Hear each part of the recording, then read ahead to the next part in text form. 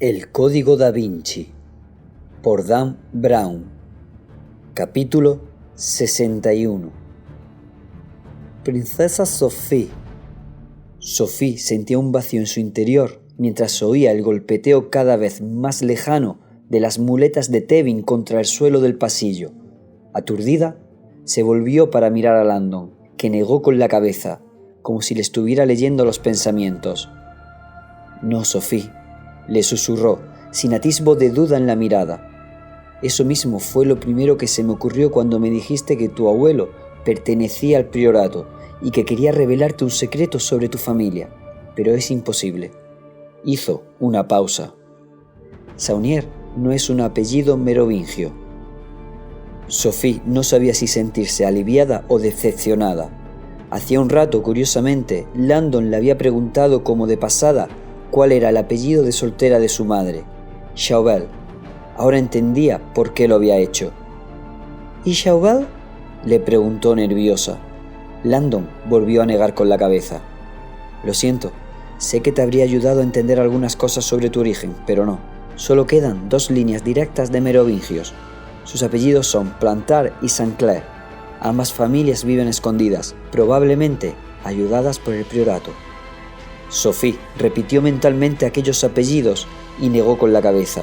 En su familia no había nadie que se llamara así. De pronto se sintió invadida por un fuerte cansancio. Se dio cuenta de que estaba igual de lejos que en el Louvre de conocer la verdad que su abuelo había querido revelarle.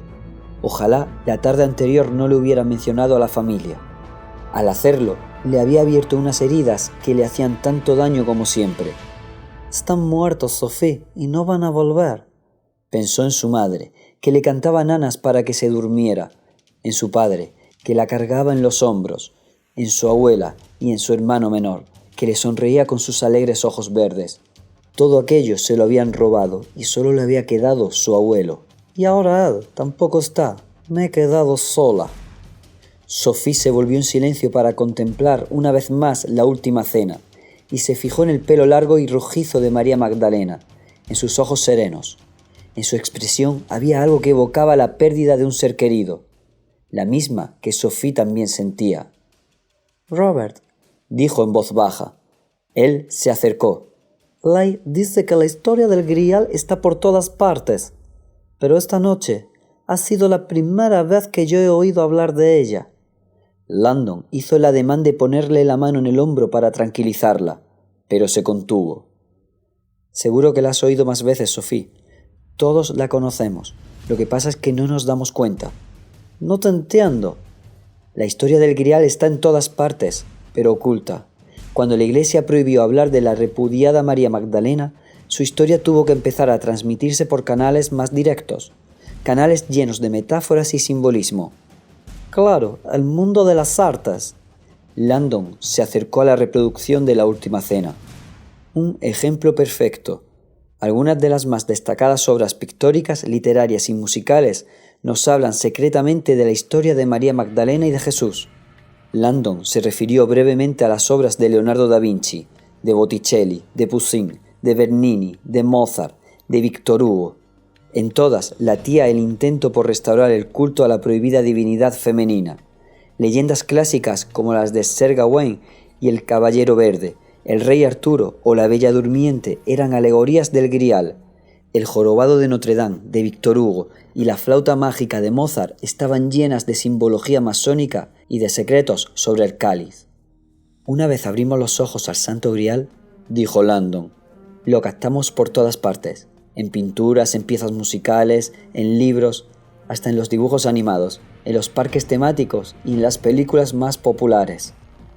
Landon le enseñó su reloj de Mickey Mouse y le dijo que Walt Disney había dedicado su plácida existencia a trabajar para transmitir la historia del Santo Grial a las futuras generaciones. A lo largo de toda su vida, a Disney lo consideraron siempre como una versión moderna de Leonardo. Los dos se adelantaron mucho a su tiempo.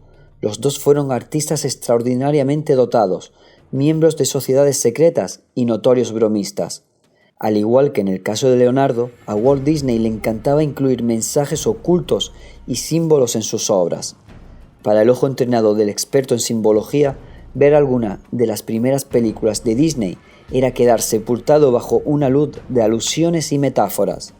La mayor parte de sus mensajes trataban de la religión, de la mitología pagana y de las historias de la diosa sometida. No es casualidad que retomara los cuentos de la Cenicienta, la Bella Durmiente y Blancanieves. En las tres se trata el tema de la encarcelación de la divinidad femenina. Además, a nadie le hace falta saber mucho de simbología para entender que Blancanieves, una princesa que cayó en desgracia tras darle un bocado a una manzana envenenada, representa una clara alusión a la caída de Eva en el jardín del Edén, ni que la princesa Aurora de la Bella Durmiente, Rosa, en nombre clave y escondida en la espesura del bosque para protegerse de las garras de la bruja malvada, es la historia del Grial contada a los niños.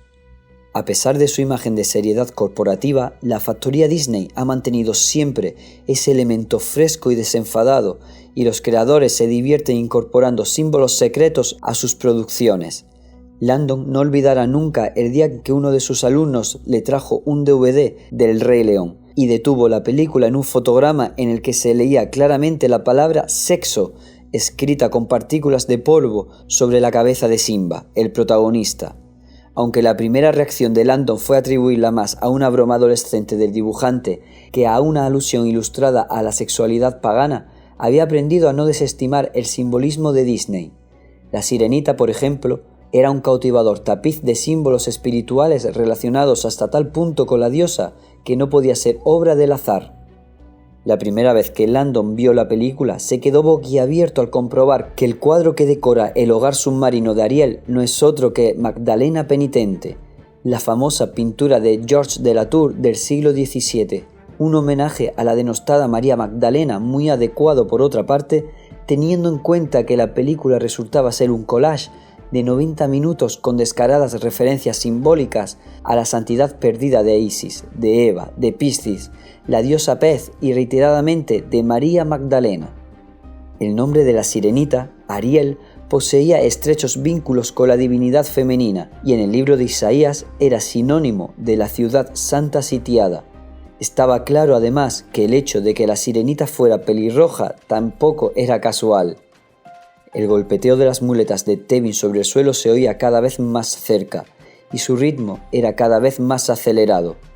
Cuando su anfitrión entró por fin en el estudio, lo hizo con gesto muy serio. «Será mejor que te expliques, Robert», dijo fríamente. «No has sido sincero conmigo».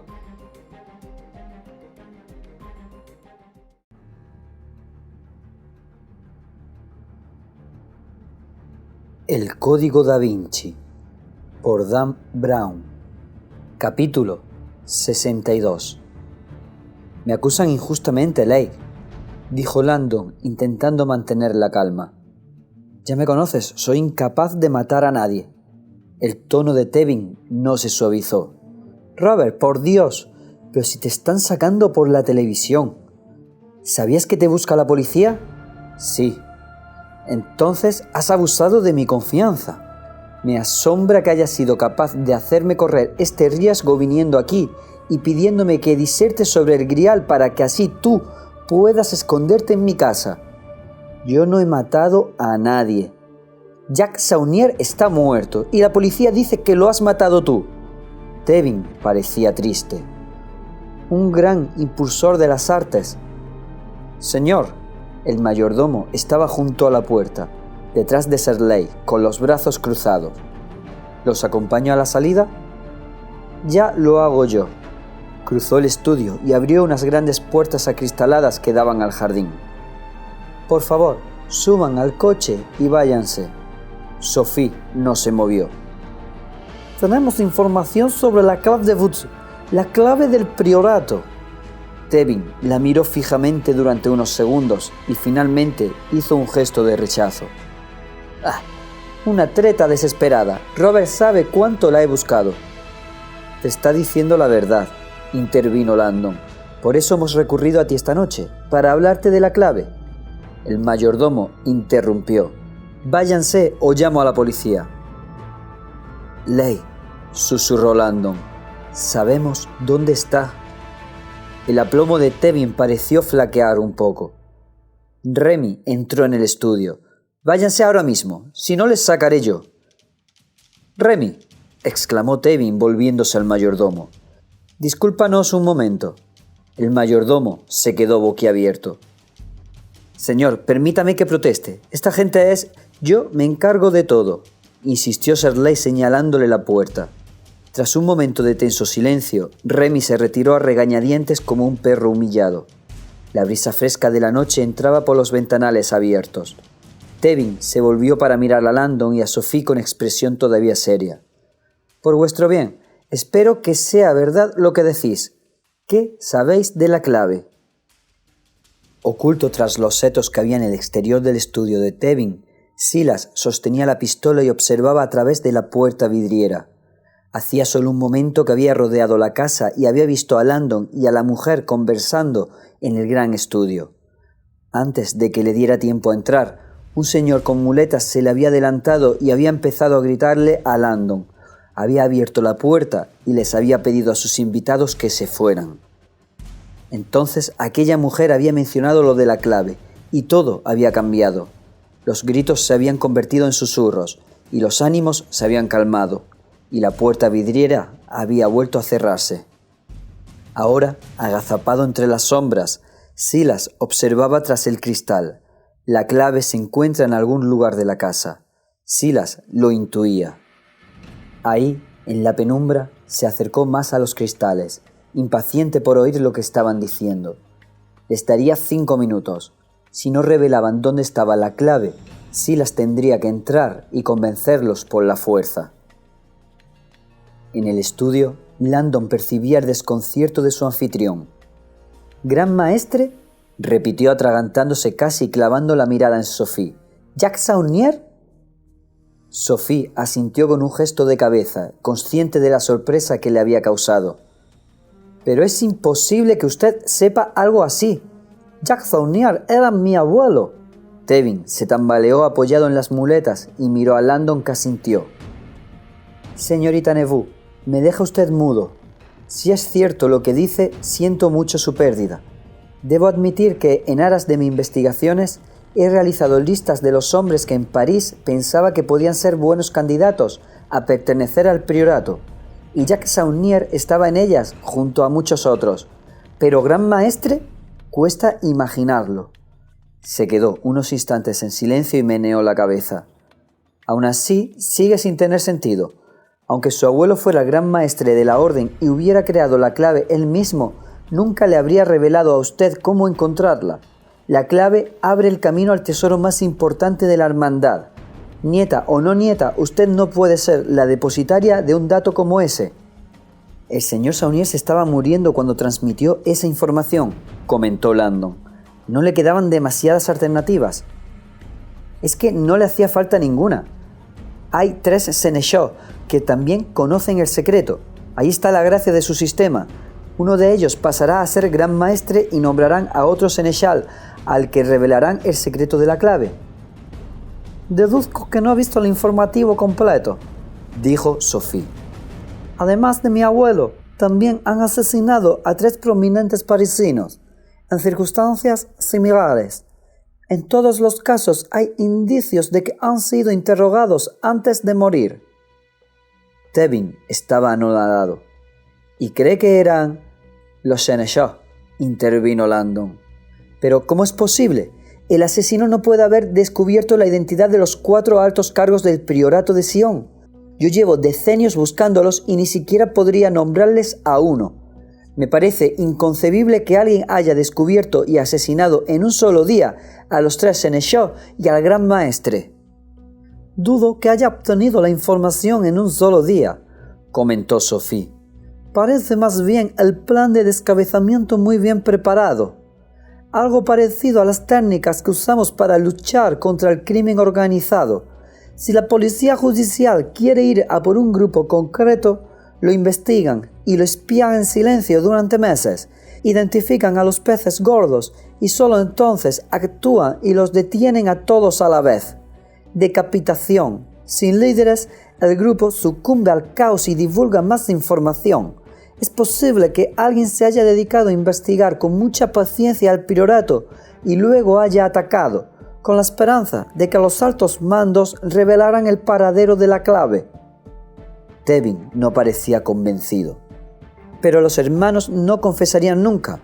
Juran guardar el secreto incluso ante una muerte inminente. Exacto, dijo Landon. Es decir, que si no divulgaran el secreto y todos murieran... Tevin ahogó un grito de horror.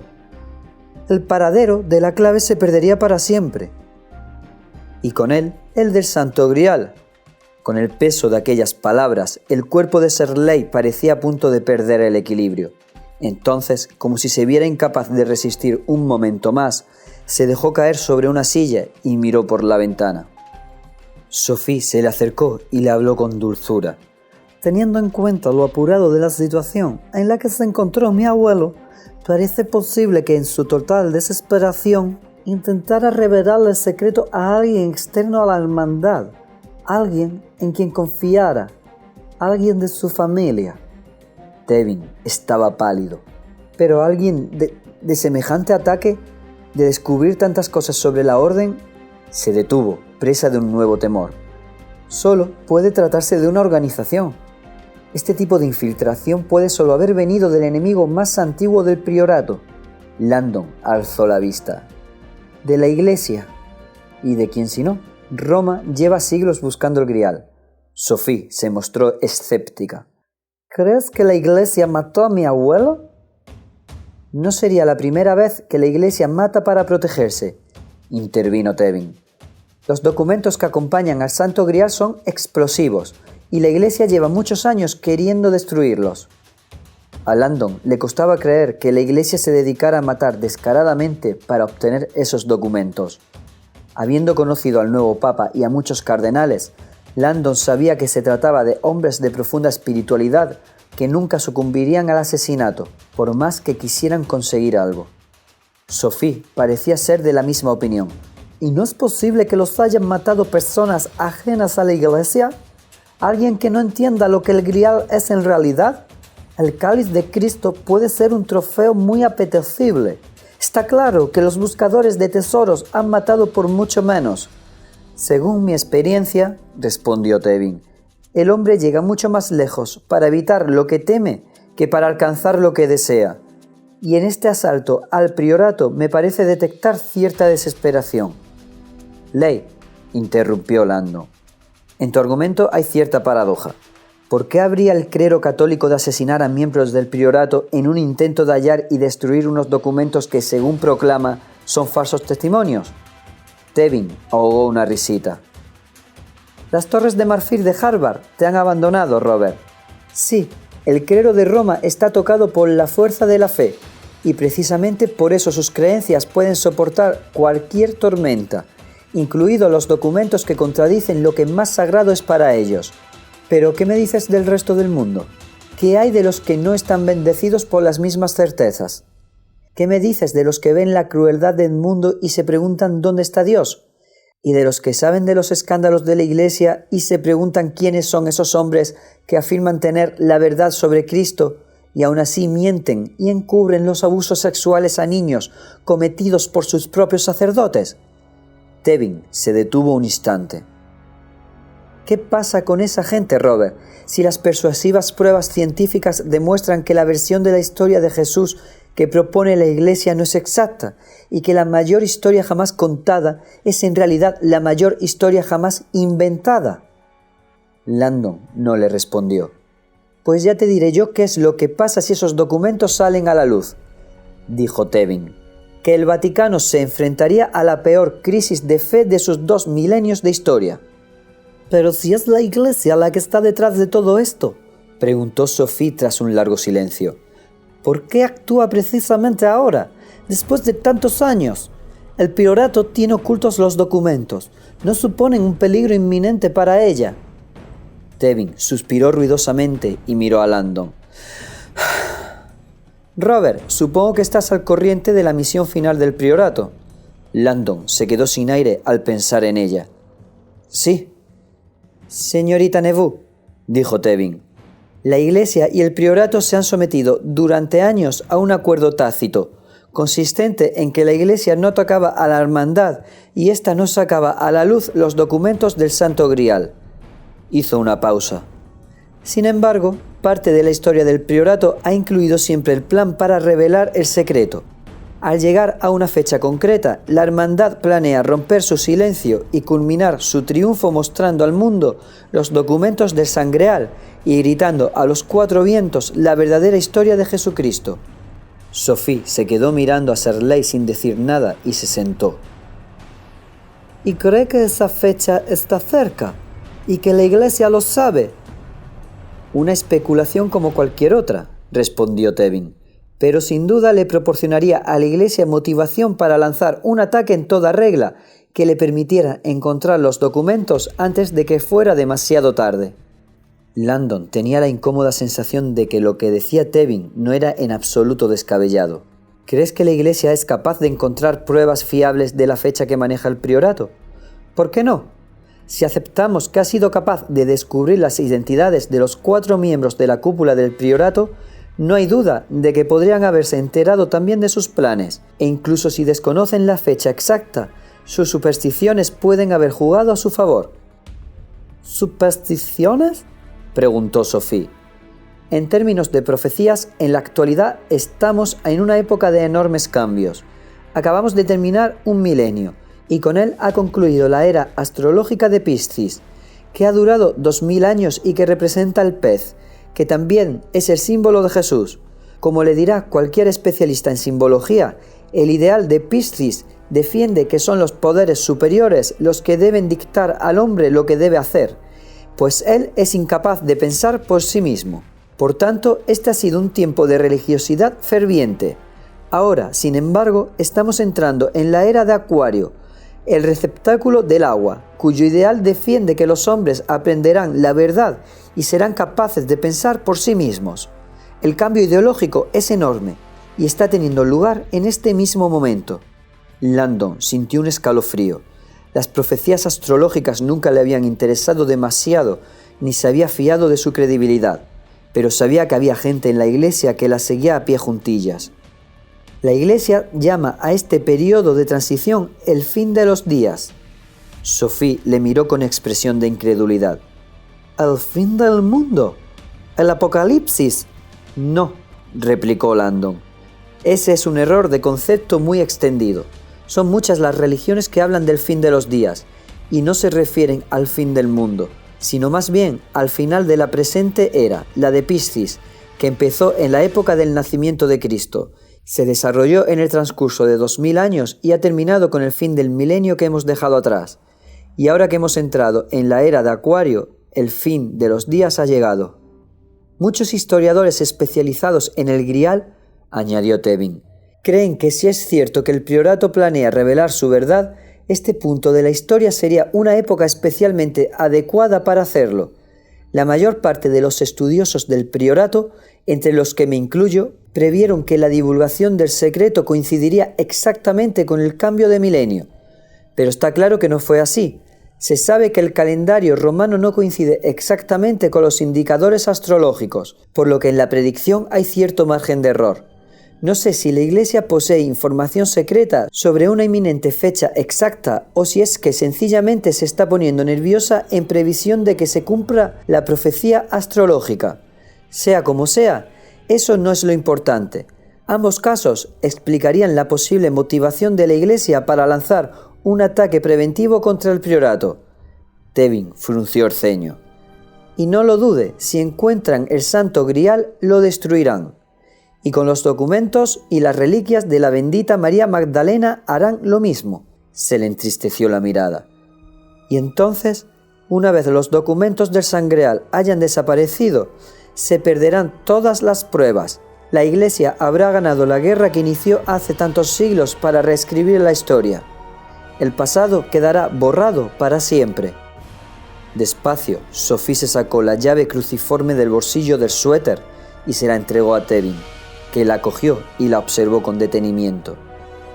Dios mío, el sello del priorato. ¿De dónde ha sacado esto? Mi abuelo me lo ha dado esta noche, antes de morir. Tevin pasó los dedos por la superficie. ¿La llave de una iglesia? Sophie aspiró hondo. Esta llave proporciona acceso a la clave. Tevin echó hacia atrás la cabeza en un gesto de incredulidad. ¡Imposible! ¿Qué iglesia se me ha escapado? Pero si las he revisado todas. No está en una iglesia, dijo Sophie. Está en un banco suizo. La mirada de emoción de Tevin se desvaneció. ¿La clave está en un banco? En una cámara acorazada, especificó Landon. ¿En una cámara acorazada? Negó con la cabeza. Eso es imposible. Se supone que la clave está escondida bajo el signo de la rosa. Y lo está. Estaba metido dentro de una caja de palisandro que también se conoce como palo de la rosa, con una rosa de 5 pétalos taraceada en la tapa. Tevin estaba anonadado.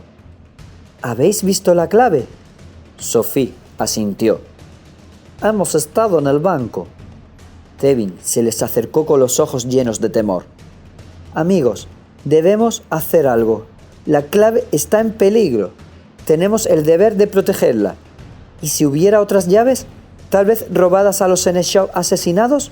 Si la iglesia tuviera acceso al banco, igual que lo habéis tenido vosotros, llegarían demasiado tarde, dijo Sophie, porque nos las hemos llevado nosotros. ¿Qué? ¿Habéis sacado la clave de su escondite? No te preocupes, intervino Landon. Está muy bien escondida. Espero que así sea. La verdad, dijo Landon sin poder disimular una sonrisa, es que eso dependerá de con qué frecuencia limpies debajo del sofá.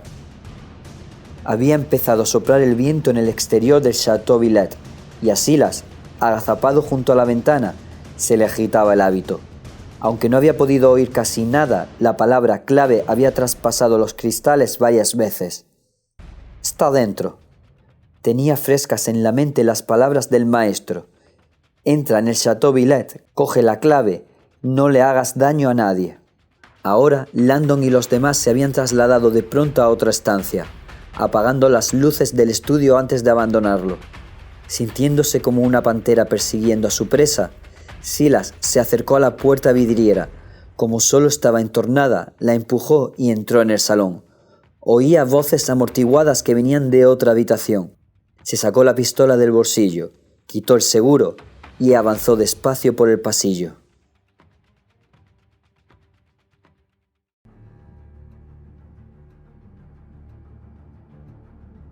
El Código Da Vinci, por Dan Brown. Capítulo 63. El teniente Colette estaba junto a la entrada de la mansión de Lek Tevin, contemplando el impresionante edificio. Aislada, oscura, un buen escondite. Colette observó a su media docena de agentes que se habían distribuido a lo largo de la verja. Podían traspasarla y rodear la casa en cuestión de minutos. Landon no podría haber escogido mejor refugio para que sus hombres realizaran un asalto por sorpresa. Ya estaba a punto de llamar a Fudge cuando por fin sonó el teléfono. El capitán no estaba tan satisfecho con el desarrollo de los acontecimientos como cabría haber esperado. ¿Por qué no me había dicho nadie que habíamos dado con el rastro de Landon? Usted tenía una llamada y... ¿Dónde está usted exactamente, teniente Colette? Le dio la dirección. La finca es propiedad de un ciudadano británico llamado Tevin. Landon ha recorrido una distancia considerable para llegar hasta aquí, y el vehículo está dentro del perímetro de la valla de seguridad. No hay signos de que la haya forzado, por lo que lo más probable es que Landon conozca al ocupante. Voy para allá, dijo Fudge. No haga nada, quiero encargarme del caso personalmente. Colette se quedó boquiabierto. Pero capitán, si está a 20 minutos de aquí, tenemos que actuar de inmediato, lo tengo rodeado. Tengo a 7 agentes conmigo, 4 de nosotros disponemos de rifles de asalto y los demás llevan armas cortas. Espérenme. Capitán, ¿y si Landon tiene algún rehén ahí dentro? ¿Y si nos ve y decide salir a pie? Debemos actuar de inmediato. Mis hombres están en sus puestos y listos para actuar. Teniente Colette, usted esperará a que llegue antes de pasar a la acción. Es una orden. Y colgó. Indignado, el teniente apagó el móvil. ¿Pero por qué me pide Fudge que lo espere? Colette conocía muy bien la respuesta.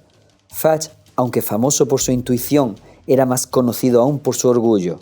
Quiere atribuirse al mérito de la detención. Después de hacer que la foto del americano apareciera en todos los canales de televisión, Fudge quería asegurarse de que la suya tuviera al menos el mismo protagonismo. Y la misión de Colette era simplemente la de retener la pieza hasta que el jefe apareciera por allí para cobrársela. Ahí, de pie, a Colette se le ocurrió otra explicación posible para justificar aquella demora. Limitación de daños. En las operaciones policiales, las vacilaciones a la hora de detener a un fugitivo solo se daban cuando surgían dudas sobre la culpabilidad del sospechoso. ¿Es posible que Fudge contemple la posibilidad de que Landon no sea el hombre que busca? Aquella idea era preocupante. El capitán se había lanzado a una persecución en toda regla para detener a Robert Landon. Vigilancia policial, Interpol, televisión. Ni siquiera el gran Bezu Fudge sobreviviría al escándalo político que se organizaría si resultaba que por error había inundado a los televisores de todo el país con el rostro de un eminente ciudadano estadounidense, acusándolo de asesinato. Y si Fudge se había dado cuenta de que se había equivocado, era lógico que le pidiera a Colette que no pasara a la acción. No le convenía nada que su teniente asaltara la residencia particular de un inglés inocente y que detuviera a Landon a punta de pistola. Y aún peor, pensó Colette, si el americano fuera inocente, aquello explicaría una de las mayores contradicciones de aquel caso. ¿Por qué Sophie Neveu, nieta de la víctima, había ayudado a escapar al supuesto asesino? Tal vez ella sabía que las acusaciones contra Landon eran infundadas. Fudge había aventurado todo tipo de explicaciones aquella noche para justificar el extraño comportamiento de Sophie, incluida la que decía que ella, en tanto que única nieta de Saunier, había convencido a su amante secreto para que lo matara y cobrara así la herencia. Si ese hubiera sido el caso y el conservador lo hubiera sospechado, podría haber dejado a la policía el mensaje: P.S. Buscar a Robert Landon. Pero Colette estaba bastante seguro de que en todo aquello había algo más. Sophie Neveu parecía una persona demasiado íntegra como para verse envuelta en algo tan sórdido. «Teniente», uno de los policías se había acercado hasta él. «Hemos encontrado un coche». Colette lo siguió unos 50 metros hasta el otro lado del camino de acceso. El agente le señaló un repecho y allí, aparcado tras unos arbustos, casi fuera del alcance de la vista, había un Audi negro con una matrícula que indicaba que se trataba de un coche alquilado. Colette tocó el capó. Aún estaba caliente. «Landon debe haber llegado con este coche», dijo. «Llame a la empresa de alquiler. Averigüe si se trata de un vehículo robado». «Sí, señor». Otro policía le hizo gestos para que volviera a la verja de la entrada. «Teniente, échele un vistazo a esto». Le alargó unos prismáticos de visión nocturna. «Los arbustos que hay al fondo del camino». Colette los enfocó hacia aquel punto y le dio vueltas a la rueda para aclarar la visión. Gradualmente, los perfiles verdosos fueron definiéndose.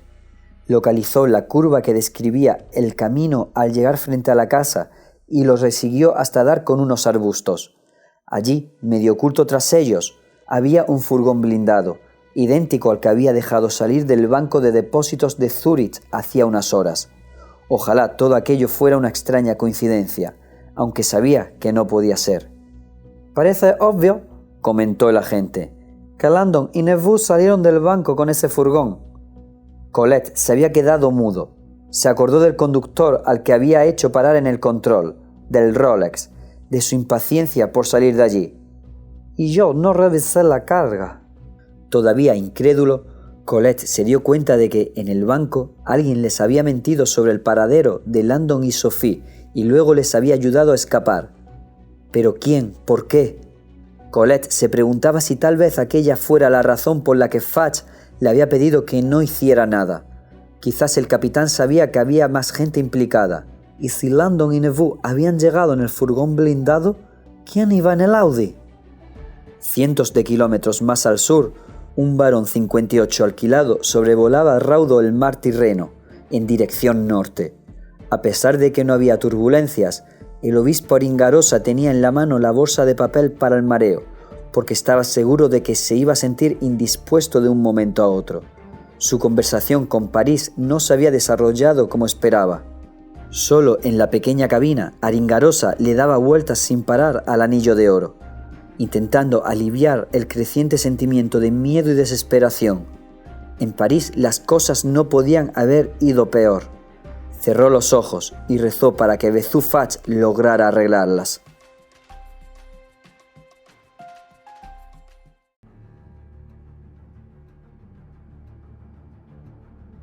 El Código da Vinci, por Dan Brown. Capítulo 64. Sentado en el diván, con la caja de madera sobre las piernas, Tevin admiraba la elaborada rosa de la tapa. Esta ha sido la noche más rara y mágica de mi vida. «¡Ábrala!», le susurró Sophie, que estaba de pie a su lado, junto a Landon. Tevin sonrió, sin prisas.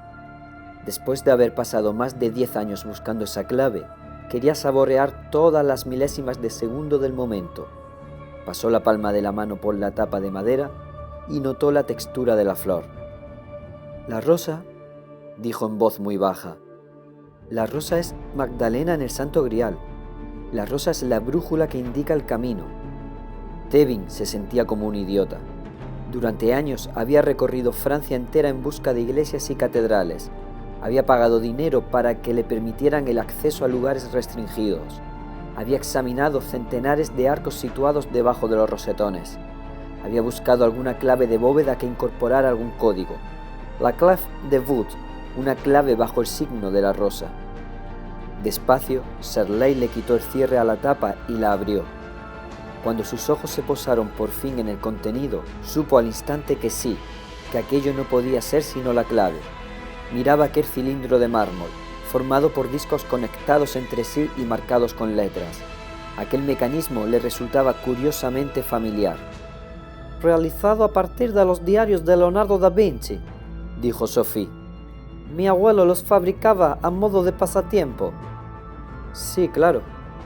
Tevin había visto los bocetos y los diseños. «La clave para encontrar el Santo Grial está en esta piedra». Sacó el pesado críptex de la caja y lo sostuvo con cuidado. Aunque no tenía ni idea de qué debía hacer para abrirlo, intuía que su propio destino dependía del contenido del cilindro. En momentos de zozobra, Tevin había llegado a dudar de si la búsqueda a la que había dedicado su vida obtendría alguna recompensa. Ahora, esa incerteza había sido disipada de un plumazo. Le parecía oír las antiguas palabras, los cimientos de la leyenda del Grial. «No eres tú quien encuentra el Santo Grial, sino el Santo Grial quien te encuentra a ti». Y esa noche, por más increíble que pareciera, la clave para encontrar el Santo Grial había llegado directamente hasta su propia casa. Mientras Sophie y Tevin hablaba del críptex, del vinagre, de los diales y la posible contraseña, Landon depositó la caja de madera encima de una mesa bien iluminada para examinarla mejor. Serley acababa de decir algo que no dejaba de rondarle por la cabeza. «La clave del Grial está oculta bajo el signo de la rosa». Landon levantó la caja a la luz y estudió el símbolo taraceado. Aunque sus conocimientos de arte no abarcaban los trabajos de marquetería o de taracea, acababa de recordar el famoso techo embaldosado de un monasterio a las afueras de Madrid y que 3 siglos después de su construcción, las baldosas habían empezado a despegarse, dejando al descubierto unos textos sagrados escritos por los monjes en el yeso que había debajo. Landon observó la rosa una vez más. Bajo la rosa, subrosa, secreto. Un ruido en el pasillo a su espalda le hizo volverse. Solo se veían sombras. Seguro que el mayordomo de Tevin acababa de pasar por allí. Volvió a concentrarse en la caja. Pasó un dedo por el fino borde de la rosa, preguntándose si sería posible levantarla. Pero no, el encaje era perfecto. Dudaba incluso de que el filo de una hoja de afeitar cupiera entre el perfil de la flor y el hueco perfectamente labrado en el que estaba insertada. Abrió la caja y examinó el interior de la tapa. También era muy fina al tacto. Sin embargo, al cambiar un poco de posición, la luz incidió sobre lo que parecía ser un pequeño agujero en la parte posterior de la tapa, en su centro exacto. Bajándola, examinó de nuevo el símbolo encastrado y constató que ahí no había ningún hueco. El agujero no llega al otro lado. Dejó la caja sobre la mesa, echó un vistazo a la habitación y se fijó en un fajo de papeles sujeto con un clip. Cogió el clip, volvió a la mesa, levantó de nuevo la tapa y observó el agujero. Con cuidado desdobló el alambre y lo metió en él, haciendo un poco de presión. No hizo falta más. Oyó el ruido sordo de algo que había caído sobre la mesa. Langdon cerró la tapa y miró. Se trataba de un pequeño fragmento de madera, como la pieza de un rompecabezas. La rosa se había desprendido de la tapa y había caído sobre la mesa. Anonadado, Langdon miró el hueco que había debajo. Ahí, grabadas con pulcra caligrafía sobre una fina lámina de madera que tapaba el fondo del hueco, había 4 líneas escritas en una lengua que nunca había visto. Las letras parecen vagamente semíticas, pensó Langdon, pero no reconozco a qué idioma corresponden. Detrás de él, un movimiento brusco llamó su atención. Como salido de la nada, algo le golpeó en la cabeza y le hizo doblarse de rodillas. Mientras caía al suelo, le pareció por un instante ver a un pálido fantasma abalanzarse sobre él, con un arma en la mano. Luego, todo se hizo oscuro.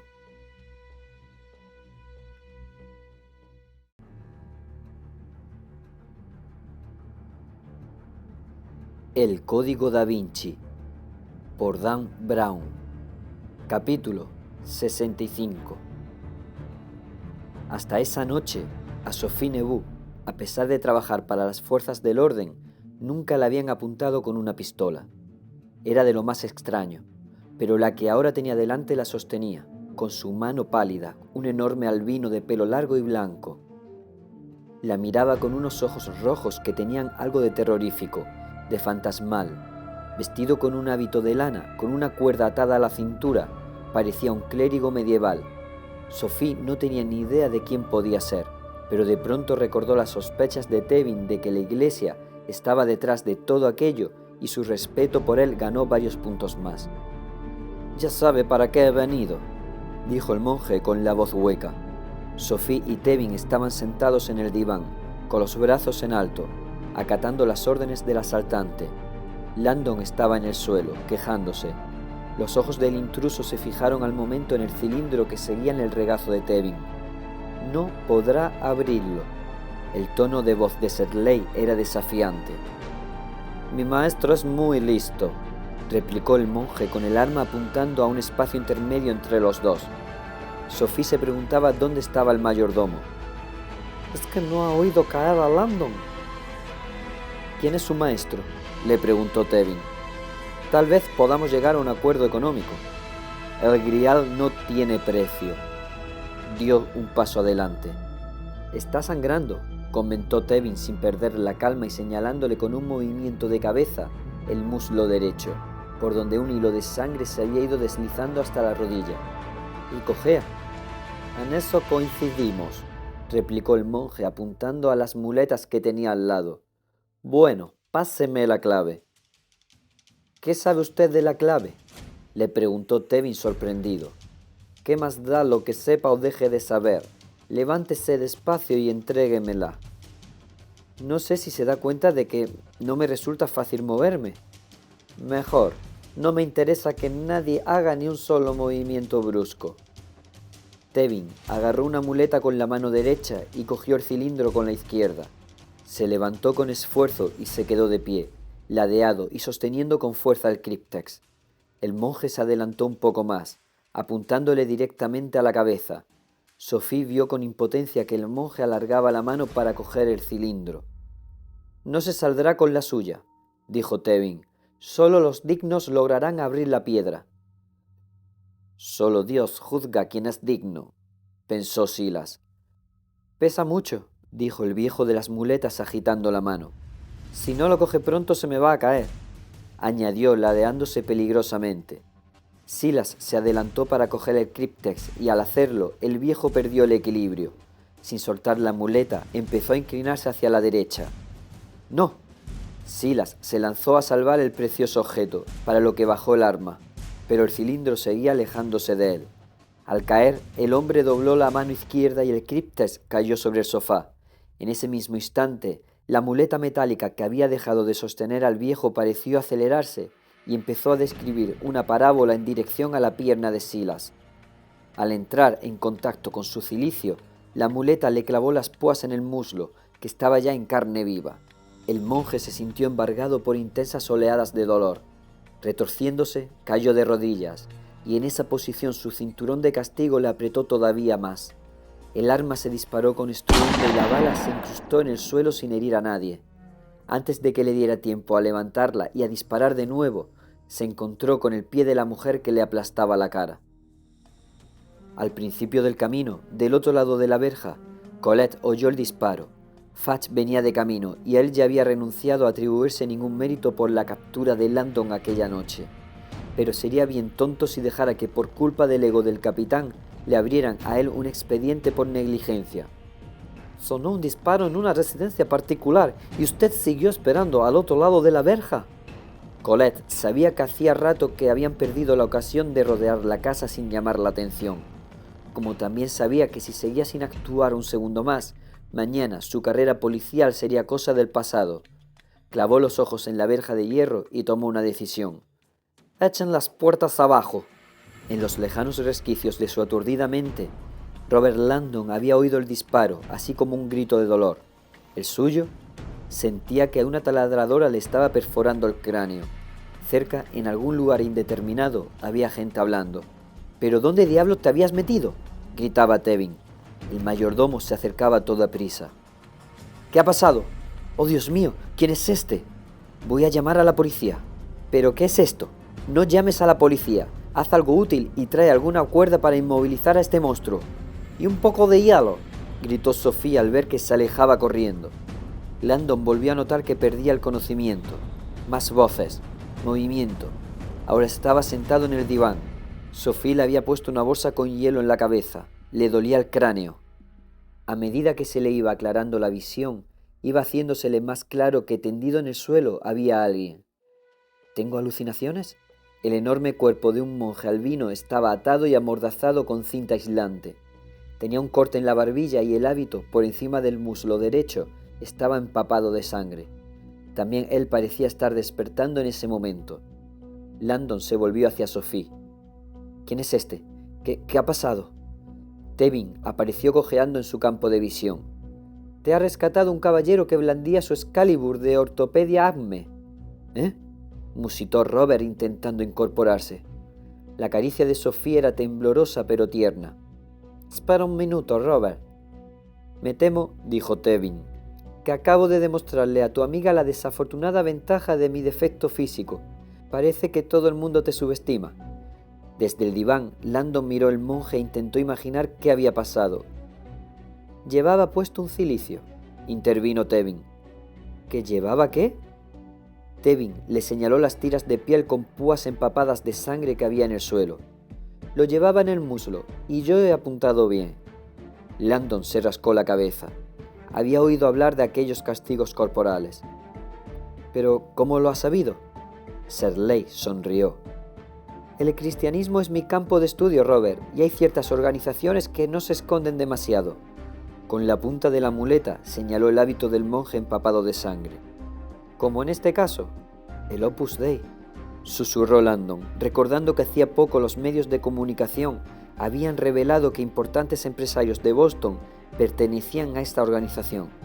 Algunos compañeros de trabajo, recelosos, los habían acusado públicamente de llevar cilicios debajo de los trajes, cosa que había resultado ser falsa. En realidad, como muchos otros miembros del Opus, aquellos empresarios eran supernumerarios y no se autoinfligían castigos corporales. Eran católicos devotos, padres entregados a sus hijos y miembros activos de sus respectivas comunidades.